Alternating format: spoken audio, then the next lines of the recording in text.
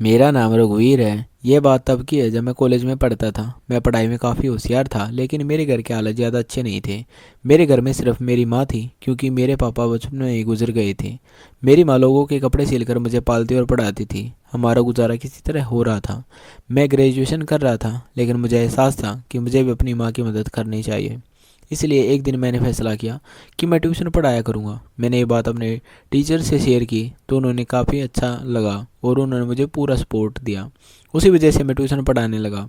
मैं 2 बजे फ्री हो जाता और फिर 4 बजे से अलग अलग घरों में जाकर बच्चों को एक एक घंटा पढ़ाता था। मेरी माँ भी बहुत खुश थी, क्योंकि अब मैं कुछ पैसे कमाने लगा था। दिन गुजरते गए। एक दिन मेरे सर ने मुझसे कहा कि उनकी एक ही बेटी है जो 10वीं क्लास में पढ़ती है, और अगर मैं उसे पढ़ा दूं तो वह बहुत ही आभारी होंगे। पहले तो मैं हैरान था, क्योंकि वह खुद एक टीचर थे, लेकिन उन्होंने बताया कि उनकी बेटी उनसे ठीक से पढ़ती नहीं है और शरारती भी है। उन्होंने कहा कि अगर मैं उसे पढ़ाऊं तो वह मुझे अच्छी फीस देंगे। ये सुनकर मैं खुश हो गया, क्योंकि सर काफ़ी अमीर थे। वह प्रोफेसर होने के साथ साथ ऑनलाइन बिजनेस भी करते थे। मैंने ट्यूशन के लिए हाँ कर दी। उन्होंने कहा कि मैं उसी दिन से आ जाऊं। छुट्टी के बाद मैं उनके साथ उनके घर गया। उन्होंने मुझे ड्राइंग रूम में बैठाया और कहा कि वह अभी अपनी बेटी को भेजते हैं। कुछ मिनट बाद उनकी बेटी अंदर आई और उसे देखकर मैं हैरान रह गया, क्योंकि वह बहुत खूबसूरत थी। ऐसा लग रहा था जैसे कोई अप्सरा मेरे सामने बैठी हो। उसका नाम संजना था। मैं लड़कियों से ज़्यादा बात नहीं करता था, क्योंकि मैं थोड़ा शर्मीला था, और मेरी परवरिश भी काफ़ी संस्कारों के साथ हुई थी। मैंने पूरे सम्मान के साथ उसे पढ़ाया और फिर कहा कि आज के लिए इतना ही काफ़ी है। घर लौटते समय भी मेरा दिमाग उसी के बारे में सोच रहा था। अगले दिन मैं बिना बताए उसके घर चला गया। जैसे ही मैंने उसे छोटी ड्रेस में देखा, मैंने नज़र झुका ली। वह अपने दोस्तों के साथ खेल रही थी, लेकिन मुझे देखते ही अंदर चली गई। थोड़ी देर बाद वह पढ़ने के लिए आई। इस बार उसने एक लंबी टी शर्ट पहन रखी थी। उसने कहा कि कल उसका टेस्ट है। मैंने संजना को टेस्ट की तैयारी करवाई और उससे कहा कि तुम्हें इस टेस्ट में 6 नंबर लाने हैं, क्योंकि मैंने तुम्हें पूरी तैयारी करवाई है। संजना थोड़ी चिंतित लग रही थी और बोली, सर मुझे बायोलॉजी बहुत मुश्किल लगती है। मैं 6 नंबर तो नहीं ला पाऊंगी, लेकिन पास हो जाऊंगी। उसकी बात सुनकर मैं थोड़ा हैरान हुआ, लेकिन मैंने उसे भरोसा दिया कि चिंता की कोई बात नहीं है। अगले दिन उसका टेस्ट हुआ। भगवान ने मेरी सुन ली और वह टेस्ट में पास नहीं हो पाई। मैं खुशी से थोड़ा उत्साहित था, लेकिन मैंने चेहरे पर बनावटी गुस्सा बना लिया। मैंने कहा, संजना ये तुमने क्या किया? मैंने तुम्हें इतनी अच्छी तैयारी करवाई थी और फिर भी तुम टेस्ट में अच्छा नहीं कर पाई। संजना बोली, सर मुझे जो भी सज़ा देंगे मैं स्वीकार कर लूँगी, पर मुझे पढ़ाया हुआ सब कुछ याद नहीं रह गया। बायोलॉजी मेरे लिए बहुत मुश्किल है। उसकी मासूमियत और ईमानदारी देखकर मैं मुस्कुराया। मैंने कहा, ठीक है, तो क्या सज़ा चाहिए? उसने सीधे सीधे कहा, सर आप जो भी सज़ा देंगे मैं मान लूँगी। मैं जानता था कि वह सिर्फ मासूम है और मुझे उसके साथ कोई गलत सोच रखने का अधिकार नहीं था। इसलिए मैंने सोचा कि इसे सही दिशा में संभालना होगा। मैंने उसे कहा, ठीक है, मैं आज तुम्हें सज़ा नहीं दूंगा, लेकिन याद रखो अगर भविष्य में तुम ऐसी गलती दोबारा करोगी तो फिर मैं तुम्हें सज़ा दूंगा। संजना खुश हुई और हम फिर पढ़ाई में लग गए। कुछ दिनों बाद मैं कॉलेज में था, जब सर मेरे पास आए और बोले, बेटा मुझे तुमसे एक बात करनी है। मैंने कहा, सर मैं क्लास ले लूँगा, फिर आराम से आपकी बात सुनूंगा। क्लास के बाद मैं उनके पास गया। सर ने कहा, बेटा मैं चाहता हूँ कि संजना तुम्हारे पास ही रहे। मैं हैरान रह गया। उन्होंने आगे समझाया, बेटा मैं तुम पर भरोसा करता हूँ। तुम बहुत ईमानदार और समझदार लड़के हो। मुझे शहर में किसी काम के लिए बाहर जाना है, और मेरी बेटी के लिए मुझे भरोसेमंद कोई चाहिए जिसके पास मैं अपनी बेटी को छोड़ दूँ। और वैसे भी उसके टेस्ट हो रहे हैं। मैंने यही सोचा कि तुम उसको पढ़ाओ, इसलिए मैं उसे तुम्हारे पास ही छोड़ देता हूँ। तुम्हारे घर पर तुम्हारी माँ है, उसका ख्याल रखेगी। मैंने सर की बात सुनी तो मैं हैरत में पड़ गया कि क्या मैं फैसला करूं। लेकिन मैंने सर को कह दिया, सर कोई बात नहीं, मैं आपकी बेटी को अपने घर पर ही पढ़ा दूंगा। लेकिन अंदर से मेरा दिल परेशान था, क्योंकि मैंने मुश्किल फैसला लिया था। ऐसा कैसे हो सकता था कि मैं अपने घर में संजना को देखकर अपने आप को संभाल पाऊँ? इतनी खूबसूरत लड़की मेरे पास मेरे साथ रहने वाली थी। लेकिन मैंने माँ के बारे में सोचा कि वह तो घर पर होंगी, मैं उसे अपनी माँ के पास से देख लूँगा। यही सोचकर मैंने सर को हाँ कर दी। सर मुझे अपने साथ घर ले गए। सर ने शायद संजना को फ़ोन करके तैयार रहने के लिए कह दिया था। उसके साथ एक छोटा सा बैग भी था। संजना थोड़ी उदास थी। सर उसे समझाने लगे, बेटा देखो, आपने टीचर को तंग नहीं करना। अब ये तुम्हें पढ़ाएंगे और उनकी माँ तुम्हारा ख्याल रखेगी। मैं उन पर भरोसा कर रहा हूँ, लेकिन तुम बहुत शरारती हो। मुझे डर है कि कहीं तुम रघुवीर को तंग न करो, इसलिए मैं चाहता हूँ कि उन्हें तंग मत करना, और जैसा वह पढ़ाए वैसा ही करना, वही करना जो तुम्हारे सर का है। संजना बोली, ठीक है पापा, मैं सर को शिकायत का मौका कभी नहीं दूंगी और सर को तंग भी नहीं करूंगी। इस तरह मैं संजना को अपने घर लेकर चला गया और कोई गाड़ी नहीं थी, मैं मोटरसाइकिल पर था, इसलिए संजना को पीछे बैठाया और उसका बैग मैंने अपने आगे रख दिया था। संजना आराम से बैठ गई। उसने अपना हाथ मेरे कंधे पर रखा तो मुझे अजीब सा महसूस हुआ। मेरा दिल धड़कने लगा। मैं जितना चाहता कि खुद को दूर रखूं, उतना ही मेरा दिल उसके तरफ खींचने लगा, लेकिन मैंने खुद पर काबू पाया और उसे अपने घर लेकर गया। माँ ने उसे देखा तो बहुत हैरान हो गई। मैंने माँ को सारी बात बता दी। माँ कहने लगी, इधर आओ बेटा, मुझे तुमसे कोई बात करनी है।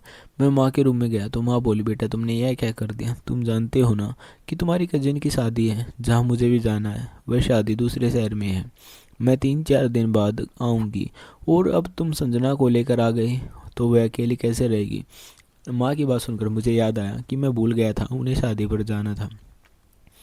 अब मैं क्या करता, मुझे अजीब लग रहा था, लेकिन मैंने खुद को समझाया। माँ को कहा, अब समस्या काल निकालो।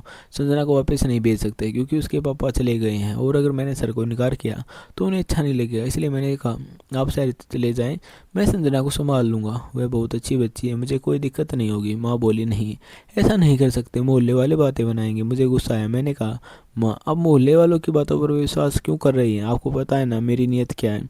क्या आपको अपने बेटे पर भरोसा नहीं है? आप आराम से शादी में जाएं, सब कुछ मुझ पर छोड़ दें, आपको परवरिश पर कभी दाग नहीं आएगा।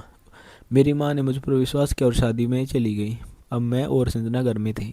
संजना ने पूछा, सर आपकी माँ कहाँ गई है? मैंने कहा, उन्हें बाहर कुछ काम था, रात तक आ जाएंगी। मैंने उसे ज़्यादा नहीं बताया, बस यही कहा कि माँ काम से गई हैं, वे जल्दी वापस आएंगी। मैंने संजना को पढ़ाना शुरू किया। मैंने बायोलॉजी समझाई, लेकिन वह जल्दी नहीं समझ पा रही थी।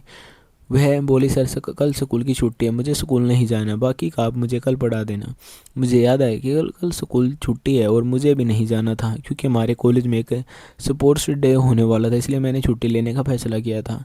अब मैं हैरान हो गया था। मैंने संजना से, ऐसा करते हैं, तुम सो जाओ, क्योंकि वैसे भी कल छुट्टी है, तो मैं तुम्हें बाकी सब कल पढ़ा दूंगा। संजना बोली, ठीक है सर। मैंने उसे रूम का रास्ता दिखाया तो वह वहाँ चली गई, लेकिन थोड़ी देर बाद उसे मेरी माँ का ख्याल आ गया। वह बोली, सर आपकी माँ अभी तक नहीं आई, वह कहाँ है? मैंने बहाना बनाकर कहा कि माँ रात तक आ जाएंगी, वे पास ही गई है। मेरी बात पर उसे भरोसा हो गया, लेकिन अंदर से मैं खुद परेशान था, क्योंकि मैंने उसे झूठ नहीं बोलना चाहिए था, पर मैं मजबूर था। मैं नहीं चाहता था कि उसे लगे कि वह इस घर में अकेली है। वह अपने कमरे में चली गई और मैं भी अपने कमरे में आ गया। रात को अचानक मुझे लगा जैसे कोई दरवाजे के पास खड़ा है। मैंने लाइट जलाई तो देखा संजना घबराई हुई खड़ी थी। उसकी आंखों में डर के साथ कुछ और भी था। वह बोली, सर मुझे अकेले कमरे में बहुत डर लग रहा है, और सच कहूँ तो जब आप पास होते हैं तो मुझे सुरक्षित महसूस होता है, इसलिए मैं यहाँ आ गई। उसकी आवाज़ में सच्चाई थी और मुझे एहसास हुआ कि वह मुझ पर भरोसा करती है। शायद वह मुझे पसंद भी करने लगी थी। मैंने उसे समझाया कि डरना ठीक है, लेकिन हमें अपनी सीमाएं भी समझनी होगी। मैंने उसे कुर्सी पर बैठाया और पानी दिया, फिर कहा कि तुम अपने कमरे में ही सो जाओ, मैं यहीं पास में हूँ, अगर कुछ होगा तो मैं तुरंत आ जाऊँगा। वह मेरी बात सुनकर थोड़ी शांत हो गई और जाते जाते उसने कहा, सर आप बहुत अच्छे हैं, इसलिए मुझे आप पर भरोसा है। उसके शब्दों में एक अलग सा अपनापन था। वह अपने कमरे में चली गई। मैं देर तक वहीं सोचता रहा कि उसके दिल में मेरे लिए कोई खास जगह बन चुकी है, लेकिन मुझे बहुत संभल कर चलना होगा ताकि उसका भरोसा कभी न टूटे। अगले दिन मुझे काफ़ी गुस्सा आ रहा था। संजना जल्दी उठ गई थी। उसने लाइट ऑन कर दी। मैंने उसे गुस्से से कहा, यह क्या कर रही हो? मैंने फैसला कर लिया था कि मैं अब उसे सख्ती से पढ़ाऊंगा ताकि वो अपनी पढ़ाई पर ध्यान दे सके। जैसे ही मैंने उसे पढ़ाना शुरू किया तो मैं बार बार वही टॉपिक दोहराने को कहता जो उसे ठीक से याद नहीं हो रहा था। तो मेरी आवाज़ ऊंची हो गई। वह घबरा गई और मुझे एहसास हुआ कि माहौल बिगड़ रहा है। मैं अंदर से खुद से लड़ रहा था ताकि कोई गलत बात न हो। संजना मेरी हालत समझ गई थी। उसकी आंखों में आंसू आ गए और वह बोली, ठीक है अब मैं आपको परेशान नहीं करूँगी, मैं अपने घर चली जाऊँगी। उसकी बात सुनकर मेरे दिल में दर्द हुआ, लेकिन मैं उसे रोक भी नहीं सकता था। 3 दिन इसी तनाव में निकल गए। बाद में संजना ने अपने पापा को सारी बात बता दी, लेकिन उन्होंने मुझसे कुछ भी गलत नहीं कहा, बल्कि शर्मिंदा होकर बोले, मुझे पता है मेरी बेटी शरारती है, उसने ज़रूर आपको परेशान किया होगा। मैंने कहा, नहीं सर, वह वैसे नादान है, उसे अभी बहुत कुछ समझना बाकी है। फिर उन्होंने फैसला किया कि अब संजना आपसे नहीं पढ़ेगी, उसके लिए किसी महिला टीचर का इंतज़ाम करेंगे ताकि उसे सही माहौल मिल सके। इस तरह संजना का आना बंद हो गया। मेरा काम चलता रहा, लेकिन दिल के किसी कोने में उसकी याद बनी रही। कई बार उसकी आंखों में आए आंसू मुझे परेशान करते थे। मैं नहीं चाहता था कि मेरी वजह से वह दुखी हो, लेकिन उस समय हालात ऐसे थे कि कोई सख्ती ज़रूरी थी ताकि कोई भी गलत रास्ता न बने। वक्त बीतता गया, पूरे 5 साल निकल गए। एक दिन मुझे पता चला कि अब संजना यूनिवर्सिटी में पढ़ रही है। यह सुनकर मैं हैरान रह गया, क्योंकि उस समय मैं खुद बीएससी कर रहा था। वह मुझसे करीब 7 साल छोटी थी। एक दिन यूनिवर्सिटी के गेट पर अचानक मेरी नज़र उस पर पड़ी। पहले तो यकीन ही नहीं हुआ कि वही संजना अब बड़ी और समझदार बन चुकी है। उसके आसपास कुछ स्टूडेंट खड़े थे और वह उनसे बात कर रही थी। शायद उसने भी मुझे देख लिया था, लेकिन वह मेरे पास नहीं आई। यह बात मुझे अंदर से चुभने लगी। कई दिन ऐसे ही गुजर गए। मैं उसे दूर से देखता रहा, दिल में दबाव उसका ख्याल फिर से जागने लगा। आखिर एक दिन मैंने हिम्मत करके उसके पास जाकर कहा, क्या तुम मुझसे पहचानती हो? उसने मेरी तरफ देखा और बोली, हाँ, सब याद है। ये सुनकर मैं अंदर तक हिल गया था। मैं कहने लगा, मैंने तुम्हें पढ़ाया था, क्या तुम इसका बदला ऐसे दोगी? पहले तुम मेरी बहुत इज्जत करती थी, लेकिन अब मुझसे ऐसे बात कर रही हो।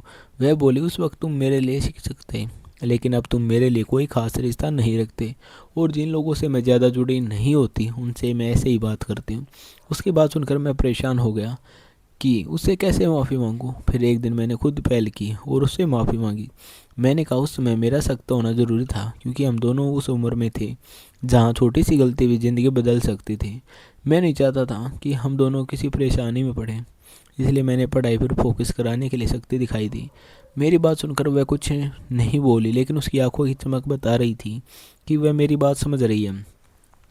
शायद उसके दिल में भी मेरे लिए कुछ सम्मान और अपनापन था। वह वहाँ से चली गई और मैं भी लौट आया, यह सोचकर कि वक्त सब ठीक कर देगा। कई दिन गुजर गए।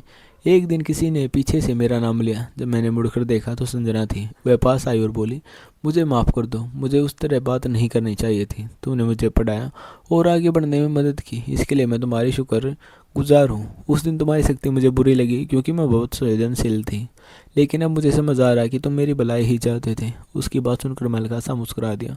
कुछ समय बाद हालत बदल गए। हमारे परिवारों की बातचीत हुई और दोनों तरफ से सहमति बनी। फिर कुछ ही दिनों में हमारा रिश्ता तय हो गया और 15 दिन बाद संजना मेरी दुल्हन बनकर मेरे सामने बैठी थी। वह शर्म से झुकी हुई थी और मैं उसे देख रहा था। मैंने उसका हाथ थामा और कहा, संजना, हम दोनों एक नए सफ़र की शुरुआत कर रहे हैं। वह मुस्कुरा दी और माहौल खुशी से भर गया। दोस्तों, उम्मीद है आपको हमारी कहानी पसंद आई होगी। अगर कहानी अच्छी लगी हो तो वीडियो को लाइक करें और चैनल को सब्सक्राइब करें, ताकि ऐसी और कहानियाँ आप तक पहुँचती रहें।